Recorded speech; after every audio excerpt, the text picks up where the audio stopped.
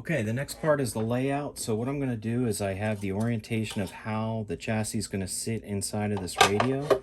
I'm going to put it in place and I'm going to mark where the volume control and the tone control is. So I just want to make sure this is centered.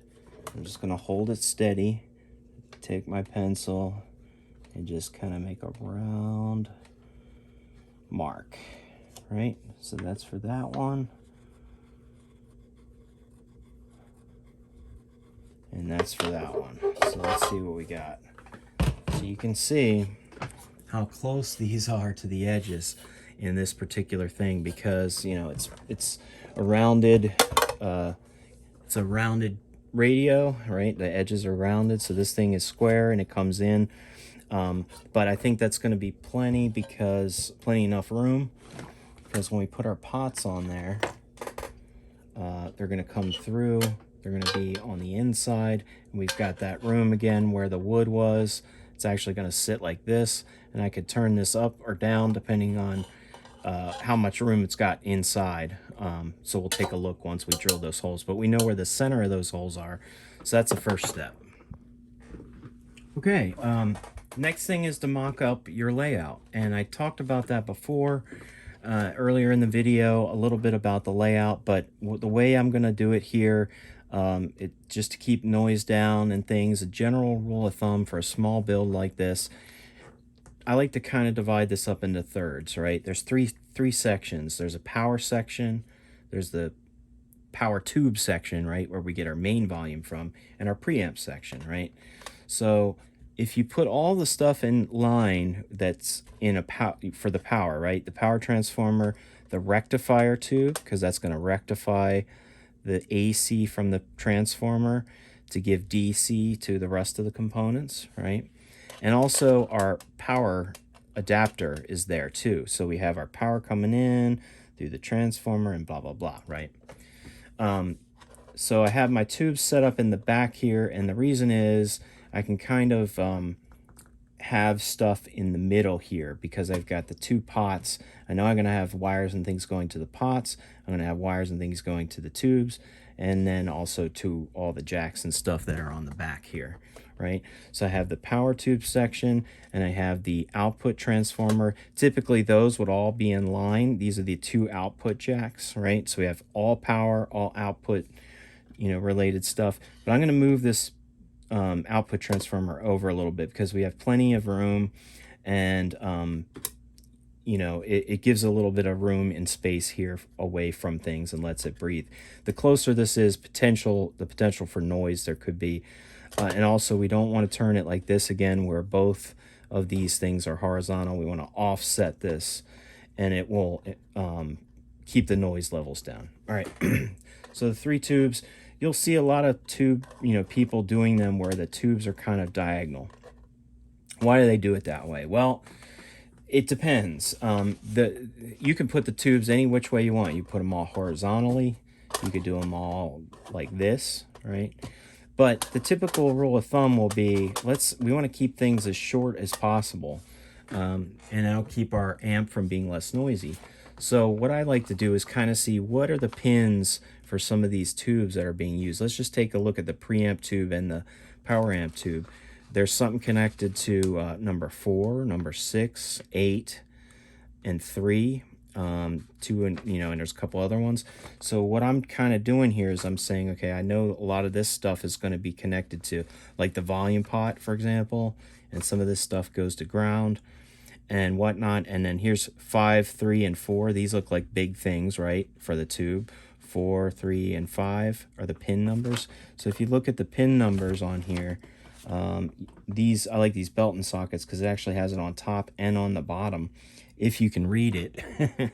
But here's pin 1, pin 2, 3, 4, 5, 6, 7, 8, all the way to 8. So if I put my thing kind of like this, pins, let's see, 3, 4, and 5 are like right around here facing the center of the chassis, and you can see 3, 4, and 5. I could have components right behind there sitting right next to those pins, and they don't have to cross over something. So you can kind of do that however you want, but there is a strategy to keeping things from having to be jumping over other things as much, right? In a point-to-point build, it is going to look a little bit like spaghetti, right? There's going to be stuff kind of going every which way. But again, general rule of thumb is I'm going to hook some stuff up for the rectifier to pin 3, 5, and 8. So if I can get pins 3, 5, and 8 roughly near the center of the amp, I'm going to try to do that. So in general, I can actually do it this way, I think, because I have pins 2, 3, 4, 5, 6, 7, 8, like this. 4, 5, 6, 7, 8. Actually, yeah, I think I'm going to do it this way because some of these pins are a little bit closer. So that's just the way I'm going to do it, and I'm going to measure it out and try to evenly space it. All right, so I've got my layout. I did add one thing here that I didn't talk about yet, and that's a switch. And that really is going to be our switch for changing the rectification mode from diode or solid state rectification to tube rectification, the 6x5 tube. I think this is an awesome sounding rectifier tube. It does a great job. You'll get a little bit more punch and higher voltage with the diodes. So it's kind of nice to be able to switch between them two. And that's what this switch is right here. He's saying one path is going to be for the tube to rectify it. Another path is going to be for the diodes to rectify it. And then the center of the switch is going to go back out and take that signal out to the filter section, right? I think that's an on-on switch. So I got this on Amazon. It was cheaper than on places like Amplified Parts or Mouser. If you buy them in like, sets of 20 or something like that, it's a lot cheaper on Amazon. That's just where I happen to find them. But what this means is it's on in both positions. On means it's doing something. It's connecting this middle lug to this one, and then you switch it here and it connects this middle lug to this one. So it's never in an off position where something's not connected. So that just means that we're going to tie the diode to one side and the tube to one side, and then the middle is going to go out. So you can say either diode or tube, and the signal goes out. Something will be on all the time. Nothing will ever be off with this switch. That's what an on-on switch means. Okay, so we're going to put that switch over here. Or, yeah, I'll probably put it here. Well, actually, that's going to need to be on this section near the power stuff because it is near the rectifier tube. So maybe I'll squeeze it over there. But I also have to put a fuse in. And in this case, generally I always do an external fuse so that you can change the fuse if something happened.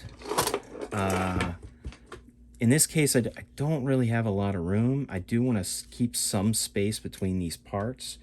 Again, if you keep your output section away from your input section, that's going to be a lot better for noise. You get these things too close to the input and you're going to have a lot of feedback, a lot of noise. So it's better to keep these away. And these are also going to be attached to the output transformer and stuff with the power tube. So maybe I'll pop this over here and just run a wire underneath for the diode rectification, even though it would probably make more sense to put it over here. I just don't think I have enough room here because I have a piece of wood going on this section. I also have to see, can I fit this in on top of the switch, or maybe I'll find one of these switches that has the fuse already there. If I absolutely didn't have any room at all on the back for the fuse holder and the switch and everything, and I know I don't have anything on the front because I just have room for 2 knobs, I could actually do an internal fuse. And let me find one of those. So I have a couple different types. The smaller size fuse, the larger size fuse. It doesn't matter as long as the fuse is rated for 1 amp. And just to show you guys here, how do you know what fuse to use? Well, look on the schematic. It should say this guitar amp should not draw more than 1 total amp from the wall. If it does, then the fuse should blow to protect your amp. That's what the fuse is there for. It's to protect things from frying. If it blows and you put another one in and it blows again, don't turn your amp back on again. Take it to a tech immediately, because there's probably a dead short somewhere and you could damage your transformers, and that would cost you a lot more than just replacing a single fuse, right? So I could put the fuse on the inside. That just means if the user of the amp did blow a fuse, they're going to have to take the chassis out to change it. That's worst case scenario. I'd like to have the fuse on the outside, because if you can't just pull it out and check it, then you know it's a lot more work to get inside the amp to do it. But let's see how much room we have to work with. We have an alternative if we need it. We could wire this on the inside somewhere where you can't see it, and do it that way. So one other part that I forgot to mention that's integral to this build, and that is terminal strips. We're going to use terminal strips instead of using something like a turret board or an eyelet board that Fender uses a lot. Terminal strips are used a lot in point-to-point builds. Keeps things small, right? It's places that you can kind of solder things to, and I'm going to probably put a few of these on the inside once I get this stuff measured and drilled out, and put a few of these on the inside so that we can have things to solder to, right? And I'll kind of show you that. So based on, I have all different sizes here, we'll kind of see what we need for the connections and how many we need, and then we'll choose what size terminal boards we need in this build. But for right now, I think I'm good to go with this layout. Couple things to figure out here, but I'm going to start measuring and marking up so that we can start drilling the chassis, and I'm going to do that right here. Okay, I've just had a chance to do the measuring and the marking of where I'm going to drill most of the stuff from the outside. Okay, so what I did was, you know, we had the two holes here. Let's see if I can get some more light on this side. The two holes here for the two potentiometers. We know we're going to drill holes there for those, right? For the volume and the tone knobs. The transformer, the power transformer, is going to sit here. Sorry, this looks a little messy because I actually erased something. But basically, I've got the 4 mounting holes, and I have one hole here for the wires to go through. I'm trying to push this as close up to the front as possible, just because I got the tube sockets in the back here.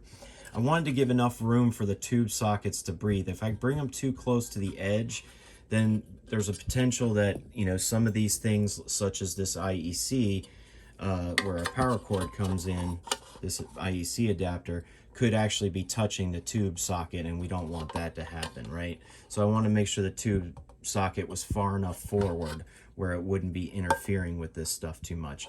It might be really close here, so I may have to make an adjustment, or possibly even bend some of these pins a little bit, because this is really tiny. But this just goes to show you one of the struggles that I have with small builds like this. It's a lot of very intricate measuring, because I don't want something to touch something else that's not supposed to and short out. So I want to make sure we have enough space if possible, right? So I did this. I've got the 3 tube sockets. Basically what I did was I measured the center of the chassis, I drew a line, and then I measured how far up I want the tube sockets to sit. So one of them will actually be sitting here on this line, one of them here, and one of them here. So I kind of placed those there, and then I see what other things I needed. So I definitely want the power on this side with the transformer. I've actually decided to do the rectifier switch next to this IEC power cable, because this is part of the power, it's part of the rectifier. This is the rectifier tube right here next to the power transformer. So I want to be able to run less wire, so I did find a way to kind of fit it there. And then I just measured, like, I actually like to use millimeters, use metric, because it's just easier for me with small measurements like this. I did 30, distance of about 30, right? So I put the switch next to this, did 30 millimeters here and 30 millimeters here. So that's basically going to be our extension jack, our main speaker out jack, right? So I'm sorry, right there, main speaker out, extension speaker out, the switch, the IEC here, and then the input jack far away from all that stuff. I wanted to create some space here because you don't want the input jack close to the output jacks, or you can potentially get a lot of noise and feedback. So that happens a lot on those kit builds too, that they put these things too close to each other and there's no space and they interact with each other. So that's kind of how I laid that out. Okay, so there's those parts. We're going to need to do the holes. First, I'm going to drill the holes for the large part of the socket, and then I'll drill the holes for where the screws go to mount them onto. I'm not going to measure and mark those screws yet because I actually like to have the socket in the hole, and then I have an accurate measurement of exactly of where the screws will go. So I don't put any screws in, I do that next. I do all the big stuff first. Output transformer goes here, and I've got two main holes here for the mounting, but I also have two holes on the sides to run these wires through. You can see there's these two and these two, right? So, and you might get some of this little, they put this lacquer coating on top of these things so that they don't rust, and sometimes you get little frayed pieces. Doesn't mean that your transformer's bad. You could just peel this stuff off. It's just a spray lacquer coating that sticks to the wires sometimes. All right, so anyway, we're gonna go ahead and start drilling, and I'm gonna show you all the tools that you'll need, or at least all the ones that I prefer to use for something quick like this. That's the next step. Let's go. All right, let's talk about the tools we need for drilling. What I'm going to do here is there's many different ways we can do this, right? I actually have a drill press downstairs that I use if I'm doing a lot of drilling, right? Or if I need to get something super accurate and I can measure it with a laser level. For a small build like this, you don't need all that extra equipment. And that's kind of what I wanted to show in this video, is that you don't have to have, if you're making small stuff, these little one-off builds, you don't really need to have big machinery to do all this stuff, right? You know, you can take, and obviously having a metal brake to bend metal like this is a big, you know, advantage, but you can buy prefabricated chassis on Amazon or Amplified Parts or other, you know, Hawk USA. There's a bunch of different distributors that sell chassis that are already square, that are already made to a specific measurement. I like to make my own in these types of builds just because I can make them fit exactly how I want. And having a way to bend metal is a great thing. But other than that, you don't need to have a drill press. You don't need to have a table saw or any of those things. I'm going to do everything I need to do right here with these tools. So I'm going to show you what my tools are and what is important to have. And I probably forgot one or two things, so I'll bring those out when I need them. But number one, a punch. This is the number one thing that is going to make your life a lot better. This is the best tool I've ever probably gotten for doing amp stuff. So this is an adjustable punch. It basically means that I can adjust the spring tension of this. And what it does, it's got a little tip there. We're going to punch on the chassis where we're going to drill. Why is that important? Well, because when you start drilling stuff, if you've ever drilled into metal and stuff, the drill bit will bounce around on you, and it'll, you know, you'll be like, okay, I've got my spot marked. I'm right on that spot. As you start to drill, sometimes the drill will start to, it'll start to move, right? You don't want that to move. So having a punch will create a little place, a little divot for where the drill bit's going to go, and it's going to make sure that your holes are all lined up exactly how you want them. If you've measured it straight and you punch it right on the center of each of those things, create a little spot everywhere you're going to drill something, and your bit won't bounce around on you and your holes will be straight. If you don't have a punch and you just start drilling, I can almost guarantee you that your holes are not going to be straight. So in a build like this, it doesn't have to be perfect, right? You're not going for like, you know, mass producing these things. This is a one-off. There's going to be little imperfections. That's fine. That's okay. You know, we don't have to be perfect, especially on a first build or a small build like this. But you'll notice that your stuff will look a lot nicer if you use a punch. So that's number one. The other thing is you're going to need something to drill through metal. I use these a lot, these DeWalt.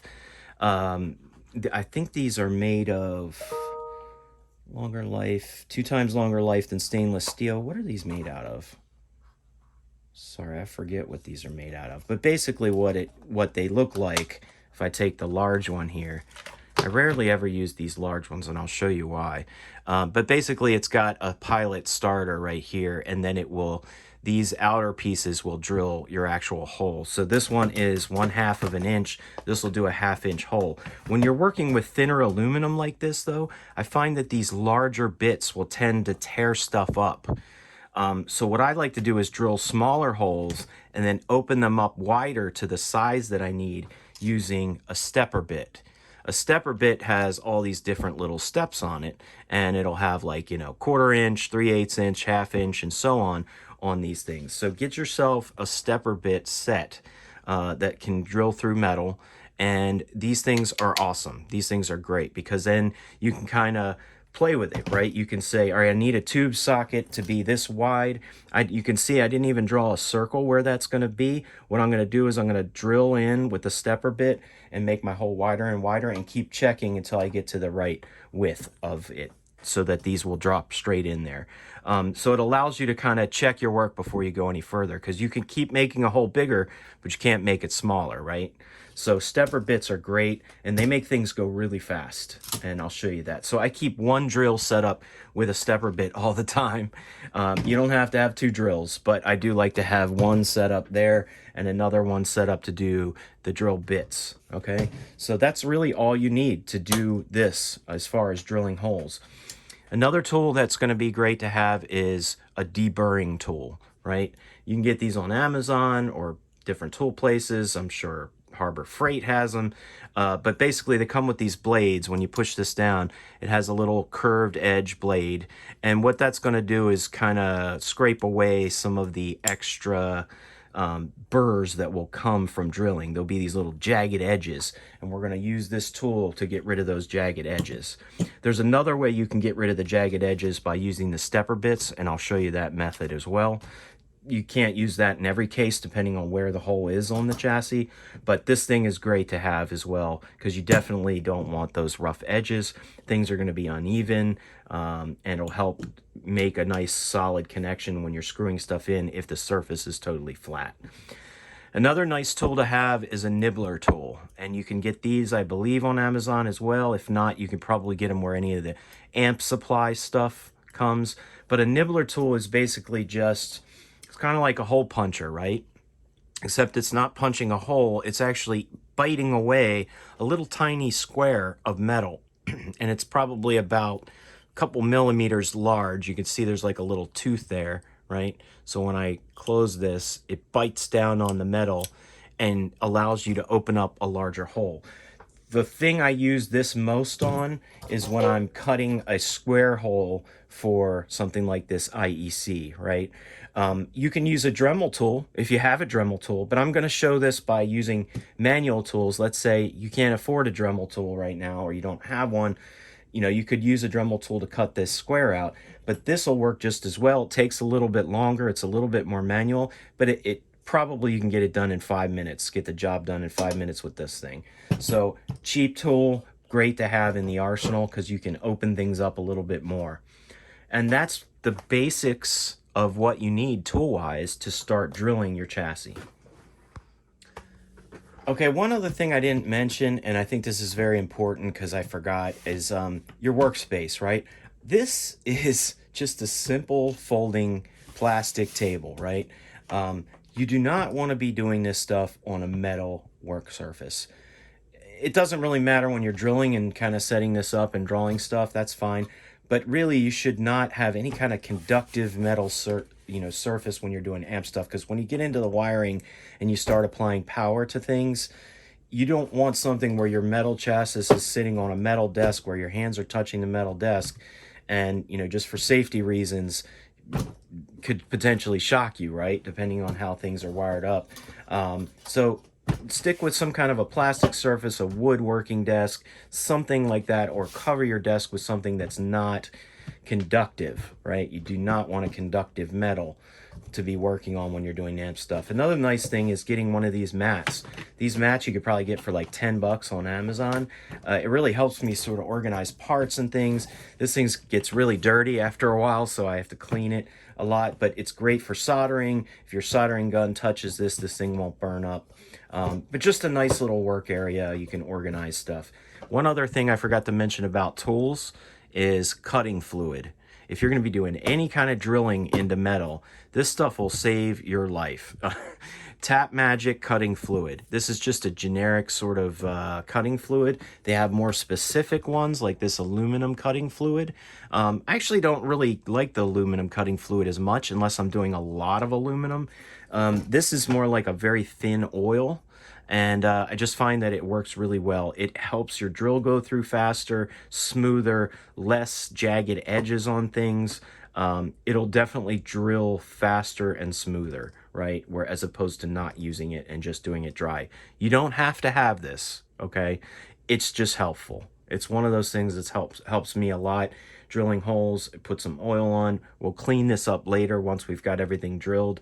But Tap Magic is a wonderful thing to have. All right, so we're gonna start punching and drilling. So next step is we need to punch this chassis. So everywhere I need to drill, I'm gonna punch. So let me set this up for you to be a little closer. Okay. And what I'm gonna do is I'm just gonna start with my transformers, and I've got the spots marked here. I'm just gonna bring this a little closer so you can see. See that little round circle?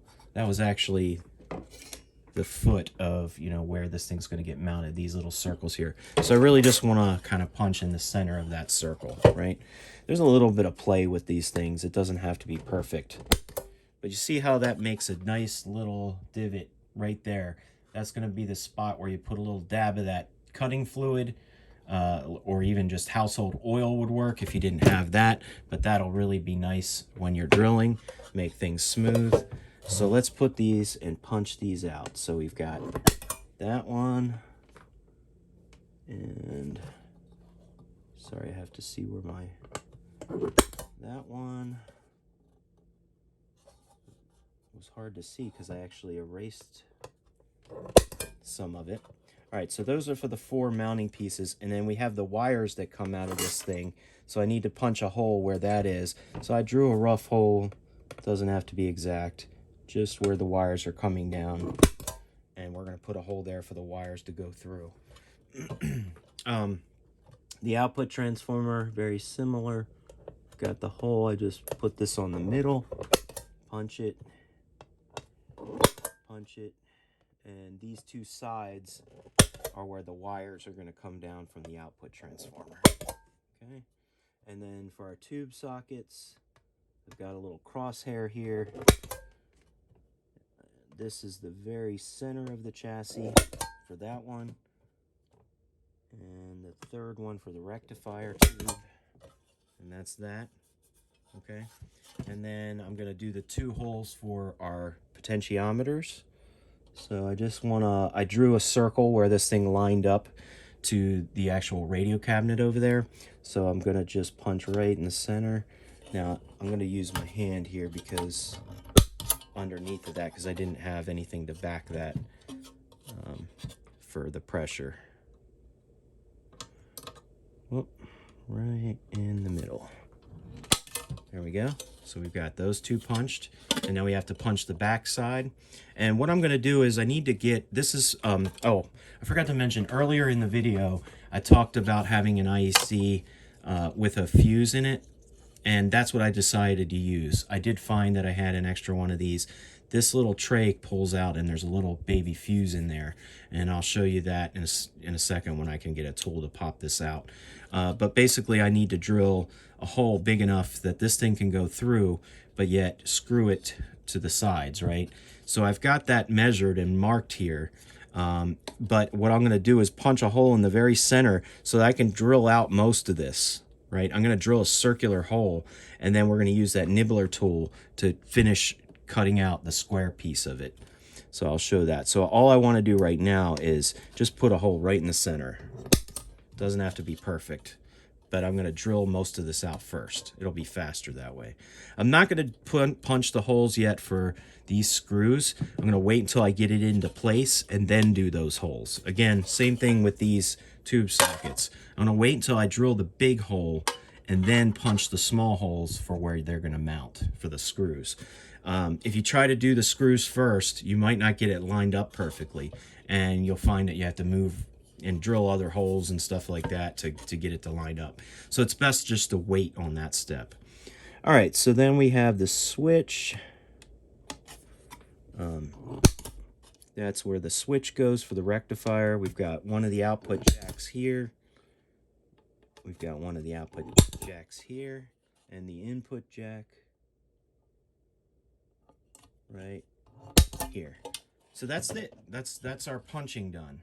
So we've got everything punched, but we're going to come back and punch some more stuff when we get to the actual screwing of the sockets to the chassis to hold them in place, and a couple other things like that we're going to come back to.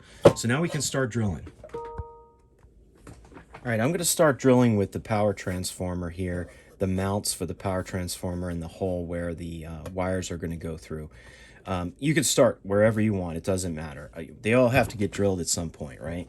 So I need to know, how big of a drill bit do I need for this? Well, the way I like to do it is every transformer is going to be different as far as how large these holes are for mounting. But I like to kind of just take a drill bit out of my set here. Remember, if you have a set with various sizes like this one, it's good. So what I kind of like to do is just sort of get a drill bit, and if it goes through just about right, that's probably about the right size. So I picked one that's good.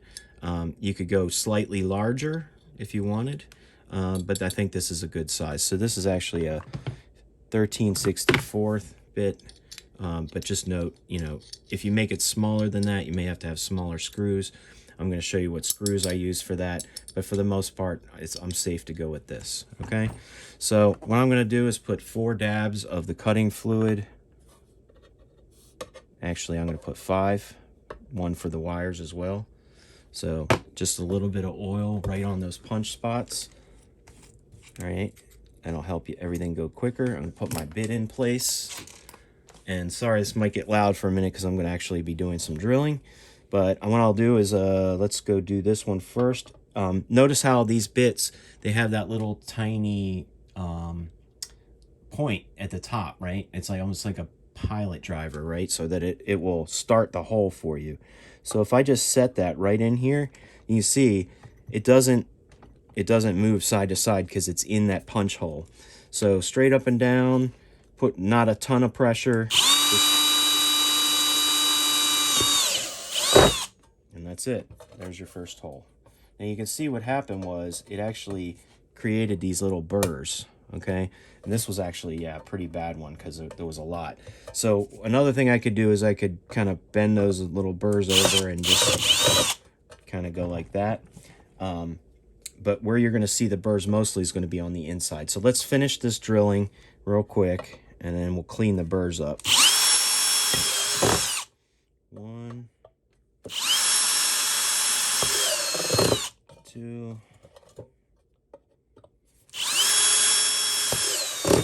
3, and 4. Okay. So notice how some of these actually have these burrs on the outside. I was talking about the deburr tool, but for this, there's a quick way to do it if you have the room. You could take one of the stepper bits, and you don't want to press hard because you don't want to make your hole bigger, right? But if you just kind of lightly set it there, you can kind of cut those burrs off just with the stepper bit, because it's different steps, right? Different levels, and one of those levels is probably going to cut those burrs. But remember, don't push too hard. See that? They cut them right off. Super easy. So if you have a stepper bit, that'll get those burrs off nice.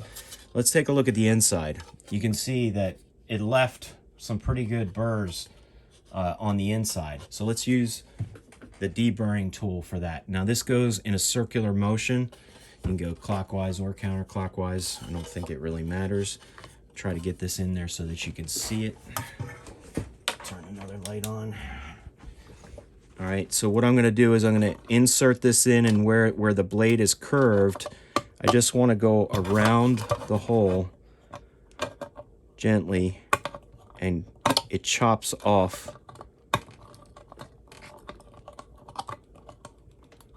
those burrs. Perfect. See that? Took all those burrs off nice and smooth. Now I can use my stepper bit on some of these on this side, but see this one here? It's so close to this this wood brace that I don't want to mess anything up. So it's probably easier that I do this one with a deburring tool. That's why it's good to have the deburring tool and use the stepper bit as a quick way to get rid of some of the other ones. Like these might be too close to the edge to actually do these two. But let's see. Yeah, I can sort of get half of that one off, but not the other half because it's so close to the edge. So that stepper bit's not going to work for deburring in every case. So it's best to use this tool. So sometimes I'll do all my drilling and then I'll go back to deburring. And sorry, I know I'm a little shaky here, but I may have to do this off camera just because of the angle of this thing. But I will get rid of all these burrs with the tool and continue drilling. So the one thing that I will show here in this step is that we've got our holes drilled for mounting this to the chassis, but we have to make a bigger hole for these wires to go through. And the size of that hole is really just going to depend on this wad of wires that needs to go through here. So what I like to do is get yourself a set of rubber grommets to protect those wires when they go through the metal. You can buy these on Amazon as well, these grommet kits, rubber grommets for really cheap, you know, $5 or $10 for a whole assorted size of kit. And a lot of times I'll use, excuse me, I'll use these, well, it depends. I could probably use this one here because I could just tell by these wires. If I take these wires and just kind of feed them through, let's see if this looks like it's going to work. What you don't want is you don't want it to be so tight that you could barely get the wires through there. You want to have a little bit of a play in it. I just need to make sure that these 6 or 7 wires that this thing has, it will fit. And it does. And it's not super snug, but you can see that that'll go on there like that. So I want to make the hole as big as basically the outer side of the, or actually this little inner side of the thing. So here's a quick way to do that. You could get a caliper and measure the size and drill a hole of that size. A caliper just basically measures the size of the hole that you need, right? But here's a quicker way to do it. If you have one of these stepper bits, you don't have to get into all that measuring. Put a little bit of oil around this hole and use the stepper bit and just kind of set this near it so that you can sort of see about how big you need to go. And we're going to step the hole out. Okay, so I'm not going to go too far now, but I've basically made that sort of big, but not super big. So you could tell it needs to probably go a little bit bigger. I could probably squeeze that in there, but let's give it a little more relief and go one more step down. Okay, drop down a step. And that should be about perfect size. So there you go. I didn't have to measure anything, right? And it will protect the wires going through, because what you don't want to happen is if one of these wires gets frayed, especially from rubbing against the metal over time from vibrations and things, if that gets frayed and that touches the metal chassis, you can short your whole amp out or get shocked or things like that. So a rubber grommet is a cheap way to keep things secure and safe. So you can see that was very easy with the stepper bit. Very easy to make that hole larger. The one thing we want to make sure though is that there's no burrs on the sides, because when this goes through, it'll start cutting into the rubber over time. So again, if it's in a spot on the chassis where I can get rid of those burrs, I'm going to try. I'm not going to make the hole any larger. I'm just going to lightly go around in a circle on that side, and that actually took all those burrs off. And if you want, you can even smooth it out a little bit with that tool. There you go. Now we got a nice hole with nothing sticking out. And we're going to use this grommet here to put those wires through. We don't need as big of a hole for the output transformer for those wires because there's only 2 on each side. So we can get away with a smaller one, and I'll show you that in a second. All right, so that's drilling. We're going to do the rest of these, and when I get to the tube sockets, I'll show you that. All right, you guys are on a realistic ride with me because I just screwed something up big time. But that's what happens, right? I wasn't paying attention. I was stupid. I was trying to do this really quickly so that I could get to the next video.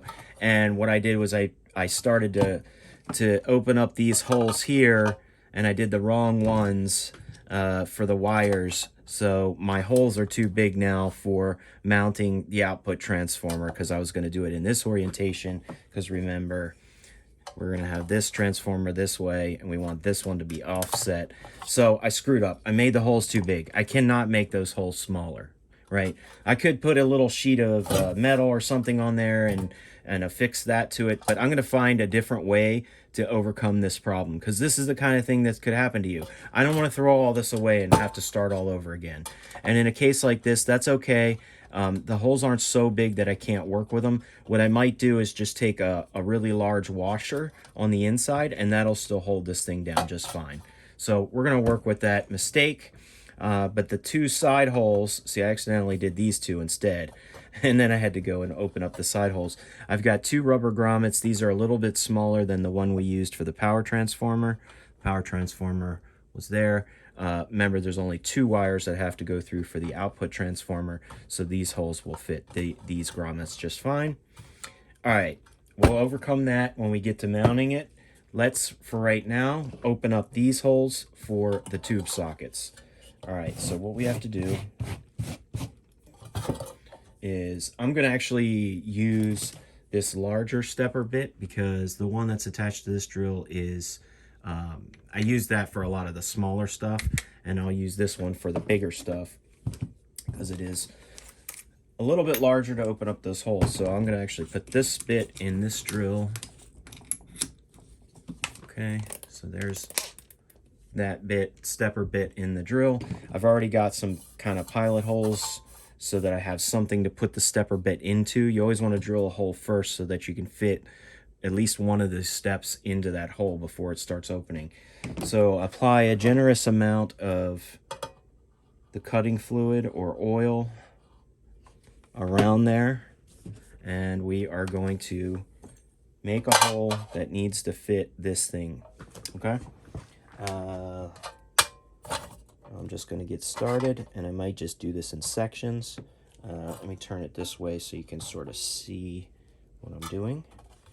And we have a lot of stepping to do. You may see a little smoke here from the oil, and that's fine. Nothing's going to catch on fire.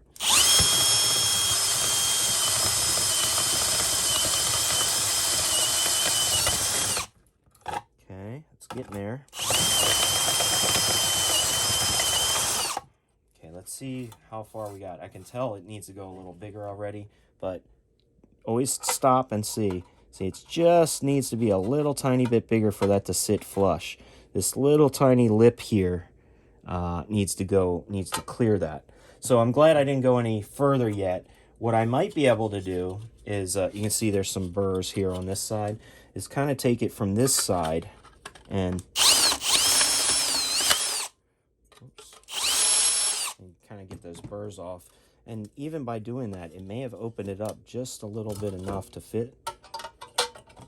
Nope, needs to go a little more. So we basically need to go one more step down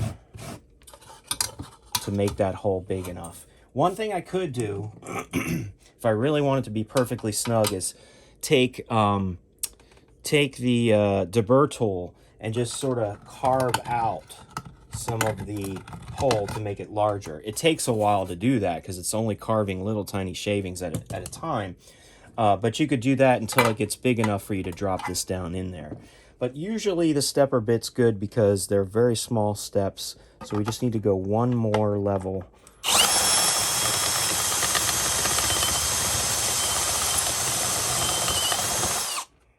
I didn't really feel that drop down in there, so I think it, there it goes. Okay, so it did go one step. Okay, perfect. So that fits in there nice and snug. It's flush with the chassis. And on the inside, just a little bit of burring here, but we can carve that off. See that? Just kind of going around and smoothing it out.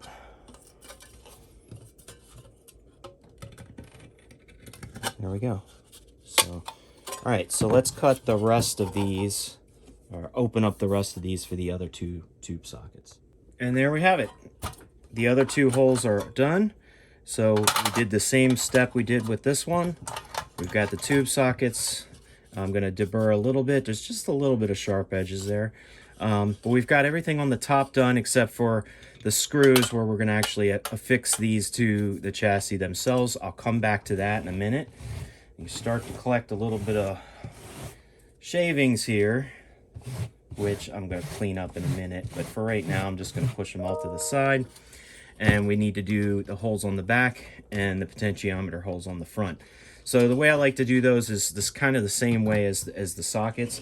I personally think that I get a cleaner hole for those things when I take a smaller bit like this,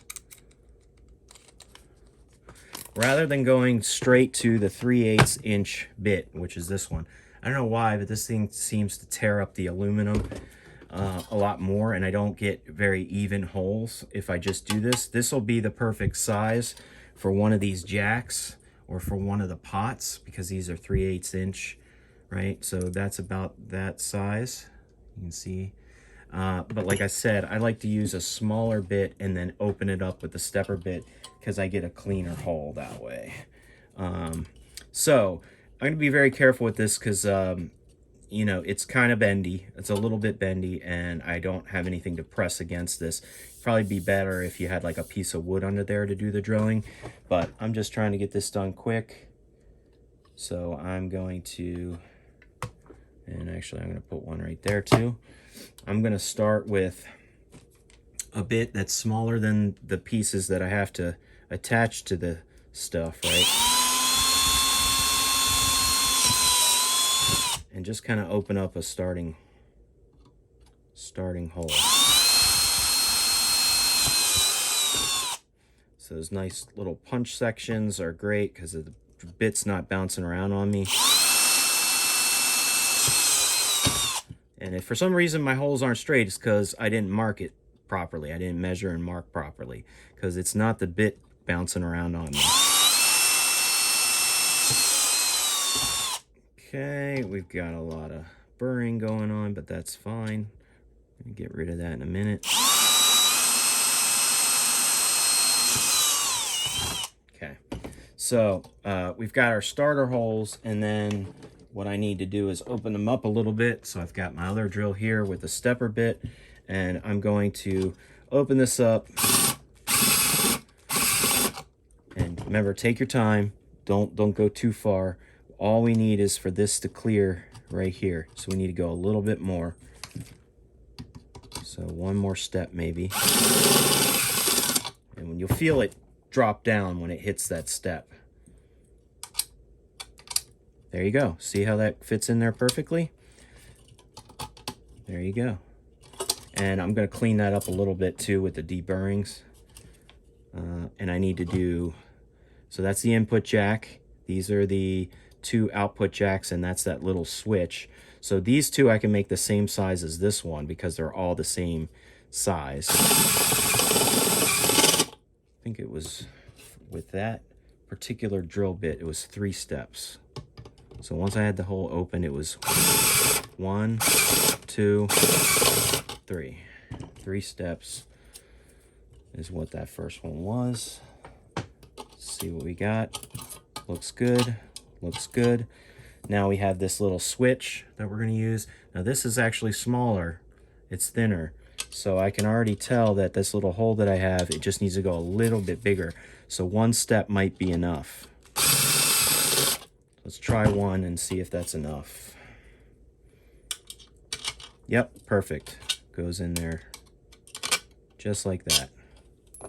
And then the last one, again, this is going to be our IEC power with our fuse in it.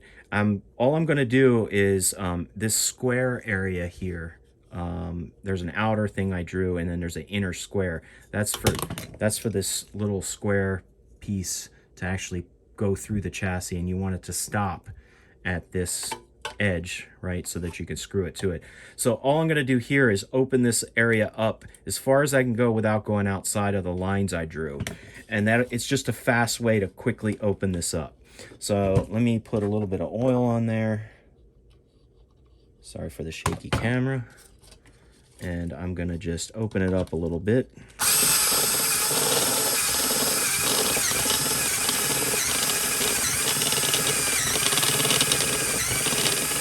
Okay, right about there is where I want to go to. So I didn't go past that line right there. And then I'm going to open up the rest of this with the nibbler tool. This little nibbler tool, okay? And instead of, you know, if you don't have a Dremel, I'm going to show you how to do it manually with this tool, and this is a great thing to have. All right, so we'll do that later, and I've got two more real quick that I need to open up, and that's going to be for the pots. So I know I'm going to use this 1M pot for the power switch on and off, and I know I'm going to use probably this one. But I think both of these are about the same. I want to say they're 1/4 inch, I think. One thing you might need to do is some people use these. See, you might see these on pots. This little thing sticking up here. This is basically called a key, and you can create what's called a keyway, which, you know, sometimes I do that, sometimes I don't. If you're going to use lock washers, you probably don't need to. But basically what that's for is when you have the pot in there, and you could drill a little hole next to it, right, where that little tiny little tab will go into. And what that'll keep it from doing is turning on you, right? Like getting loose and actually turning this direction or that direction, because this little tooth here is going to stop it from turning. Not all pots have those on them. These particular ones do. I'm actually going to do it without that because I'm going to put a lock washer on, and I'm going to make it pretty snug. But if you want to use the keyway, you can drill a little tiny hole next to it to keep it from moving. In this case, there's nothing else going to be around these things, so I'm not really worried about it turning if it did. We just don't want it to touch the chassis and ground out or anything. So first, let's just get our holes, pilot holes, made for our pots. And I've still got this bit on here that's, you know, still too small for the pot to stick through, just to get the holes started. And there's one. Get it in our punch hole here.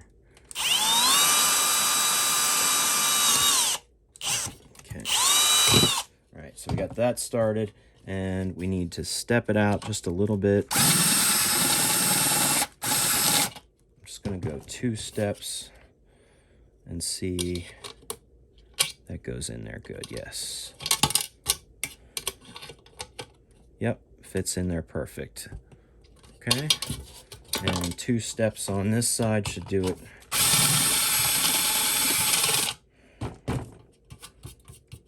Steps on this side should do it for here. And actually that might, nope, it goes in there fine. Yep, it still has the nut and the washer on it, so it wasn't going all the way through. But yeah, the hole's large enough. If it needs to be a little larger, remember, you can always come back and step it out when you're ready to put your parts on. So we've got these done. We've got our tube sockets. We've got these controls. I need to cut this out a little bit, and I need to start drilling some holes where the screws are going to go for like things like the tube sockets, so that we can actually get them screwed to the chassis. Okay, I cleaned up a little bit. Do yourself a favor and, you know, do this in phases, right? Clean up, get rid of some of that junk, keep yourself organized, come back to it and start another section. It really helps if you take a break and just kind of clean up. once things start to get dirty, and then you can say, okay, let me focus on next steps. So the next thing is, it's starting to look like something, right? Looks kind of cool, right? We've got holes in there, we've got the tube sockets. Next thing we need to do is get the tube socket mounting holes drilled. So what I kind of like to do here is, remember I said I'm going to put these on a slight diagonal, just because pins like 3, 4, 5, 6, 7, 3, 4, 5, 6, 7, a lot of this stuff is 3, 5, 8, 3, 4, 5, 3, sorry, I don't know if you can see that. But these are the pin numbers, right, for the tubes where things are going to get connected to. So the pins 2 and 7 are the heaters.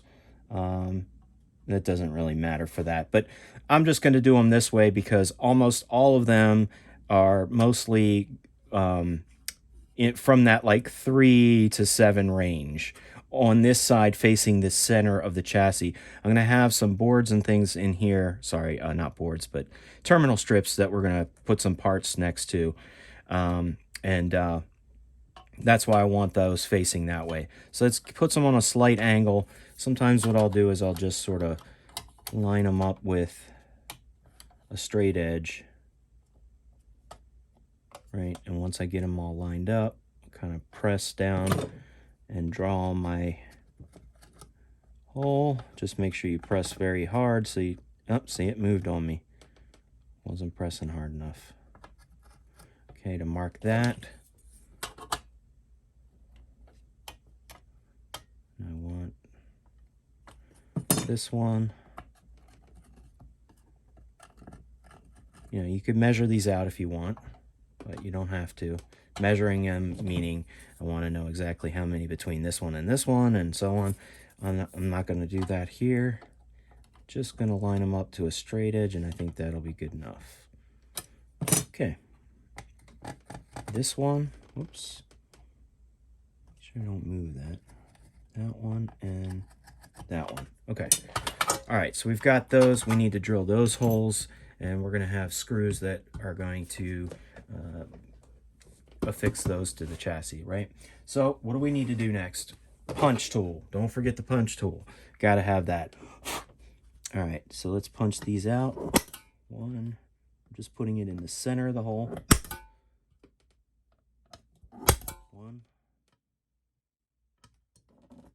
two, one, and two. There we go. So we're going to drill those out, and then I'm going to show you about taking out this part here for the IEC using the nibbler tool. But what I want to do is I need to change up my bits here because we're getting into smaller holes, right? This bit is very large. It's going to make too big of a hole. I mean, that hole would probably work fine, but I like to kind of stick with things that are going to be close to going through here. You can see how this just barely goes through the hole. I'm going to use that one. All right, put a little bit of tap magic on, and I'll just show this, and then I'll cut to the next part. I'll just show this one piece.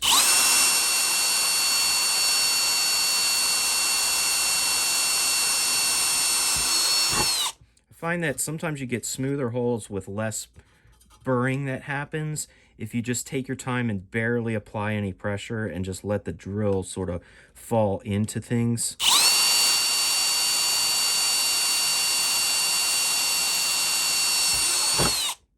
See how that, there's hardly any burring at all on these once I kind of push it away. And whereas a lot of these holes is because I went so fast, the burring was pulling up through the hole. We still have to clean up this side a little bit, but that's okay. So let me do the rest of these. Okay, I've got all the holes drilled for the screws, for the tube sockets. And I just deburred them on the other side to make sure there were no burrs sticking out. And I just want to do a little test fit. Those look perfect. Perfect. Perfect. All right, we're good. Cool. So that's ready to go for when we're going to attach these, which is going to be very soon here. last thing we want to do is cut this out. So this can be tricky for a new person, but I'm going to show you what I like to do. Luckily, it goes pretty slowly, so you can kind of take your time with it, but it might be hard to see this pencil mark. But again, I have to cut out this little square so that I can fit this thing inside here, right? And I only want it to be big enough for these. So what I did was I measured it, was like 30 millimeters this way and 26 this way. I outlined it first just to kind of get the outline of the whole thing, and then I drew that square of those millimeters inside the hole. I may have to adjust it slightly, but that's part of this process. Another thing with a Dremel is, you know, if you're cutting a lot of holes, a Dremel's great because it'll go a lot faster, but you can easily slip with a Dremel tool and carve a line way deeper than it needs to go or way further than it needs to go. With this thing, yeah, it takes time, it's manual, but if you're working with aluminum like this, it's super easy to just, what you do is you take that little tooth and you put it near an edge that has to be cut and you squeeze it out, and you see what happens? It makes a little nibble out of that spot. So I'm gonna actually go ahead and nibble all the way down to the line. Now remember, I don't want to go too far, so sometimes I go to the edge and I back it up just a little bit. Oh, that was a little too far. There we go. So I'm at that line I drew right there. Not the bottom line, which is the outer casing of that thing, but the bottom line. And then what I like to do is kind of turn it this way and then go this direction towards myself, right? And I'm cutting along, taking little bits out where that line is, along the bottom. So I have to go all the way to this corner, just probably like 2 or 3 more bites. 2, and I'm almost there. Maybe back this up just a hair. And there we go. So now I've gotten to that edge, right? See where that line comes down right there? So I've gone all the way out to that. So that's pretty easy, right? I'm going to continue on that path and go up now. 1, 2, 3, 4, probably about 10, right? 5, 6, 7, 8, 9, oh, a little more than 10, I think. 10, 11, and about 11 and a half here. Back this up a little. There we go. All right, so I made it to that top line, right? And now I'm gonna go this way. And I'm gonna show you what happens is sometimes, you know, if you're off by 1 millimeter, it won't fit. But that's okay, because what you can do is just nibble out another side of it a little bit more until it fits. I'd like it to not fit the first time, because that means I may have measured that hole too large and I don't want to see any gaps or anything like that. All right, so I'm almost at the edge. Is that enough? I think it actually needs to go just a hair more. All right, so that, and now, yeah, that's good. That comes all the way over there. So you can see it's starting to look like a square almost. I'm just gonna keep chopping down little bits on the side here, all the way until I get to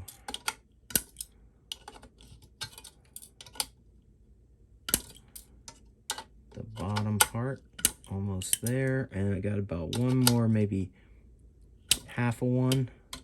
When I say half one, what I'm doing is I'm pushing it all the way back and then pushing it forward just a hair, so it doesn't make a full-size cut.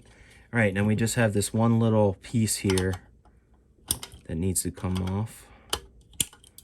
All right, now that's not a perfect square, Probably because I might not have drawn it. But what I want to show you is the next step. So it's definitely not big enough yet, but that's good.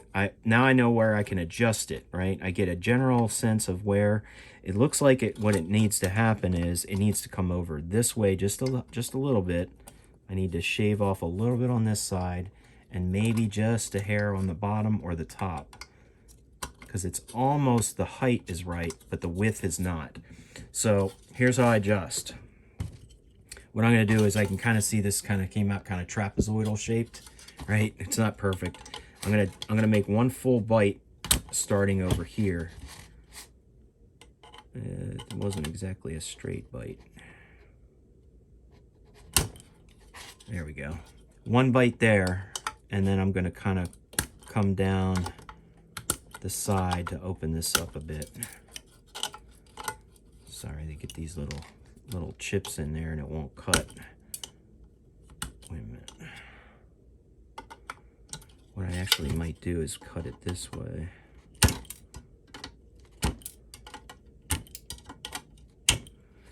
This kind of comes off like butter, right? Now I might use a file if I need to just trim it just a hair.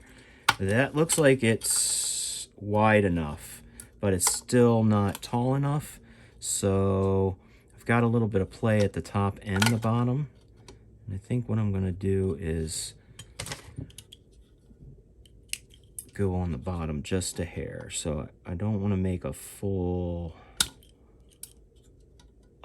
bite. I push it all the way to the back and I push it forward just a hair. So I just want to nibble like a half of a bite off, right?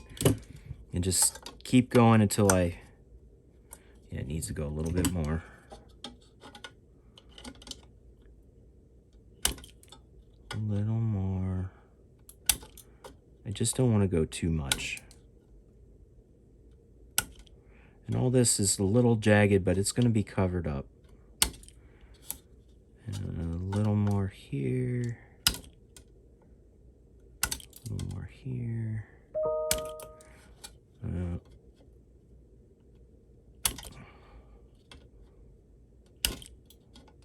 One more. Sorry, my computer's going crazy. All right, and let's see. Oh, we're almost there. I can feel it. Wants to go. Let's see where it's holding up. Just a hair at the top. Sorry, this section is taking a little bit longer, but this is kind of what you have to go through, right? If you're using a tool like this. And I kind of measure to the millimeter on the unit, but when you draw a pencil line, sometimes the thickness of the pencil line can actually affect the size. There we go. Look at that. Perfect. Okay, so we've got the hole cut.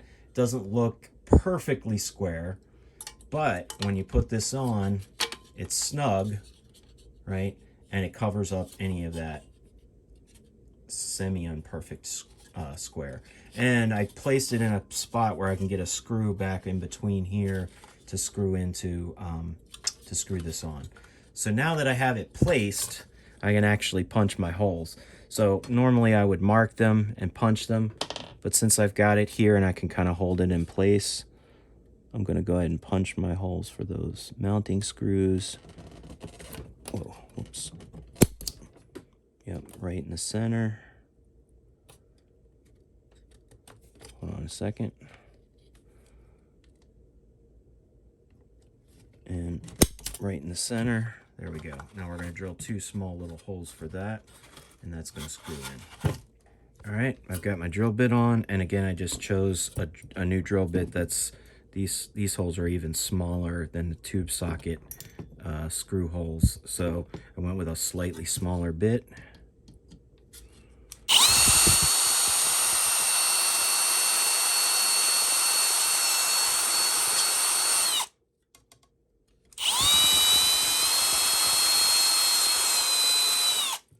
Go. Let's just double check that. Perfect. All right.